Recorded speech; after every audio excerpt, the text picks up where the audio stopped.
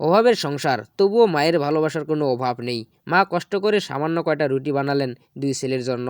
নিজের জন্য ছিল মাত্র দুইটা রুটি। হঠাৎ করে বড় ছেলে মাকে ডাকলো, মা আমাকে দুটো রুটি দাও। তখন মা ভাবলো মনে মনে, বলল যে দুটো রুটিয়ে আছে, যাই ছেলেকে দিয়ে আসি, ছেলেদের মন ভরবে। তারপর দেখুন মা চলে আসলো রুটি দিতে। বড় ছেলেকে একটা দিল, ছোট ছেলেকে আরেকটা দিল। তারপর বড় ছেলে বলে, মা তোমার জন্য রেখেছো তো? তখন মা বলে, হ্যাঁ আমার জন্য রেখেছি, তোমরা খেয়ে নাও। এইভাবে বলে মা উঠে চলে আসলো রান্নাঘরে। তারপর দেখুন ছেলের কি মন, মানে ছেলে মনে মনে ভাবলো যে রুটি তো অল্প কয়টায় ভাজলো, দেখি তো মা কি খাচ্ছে। তারপর চুপি চুপি এসে দেখলো মা শুধু পানি নিয়ে খাচ্ছে।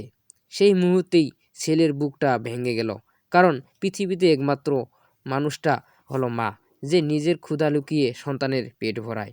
এটাই হলো মায়ের প্রতি সন্তানের সত্যিকারের ভালোবাসা। ভিডিওটা ভালো লাগলে অবশ্যই একটা লাইক কমেন্ট করে যাবেন। ধন্যবাদ।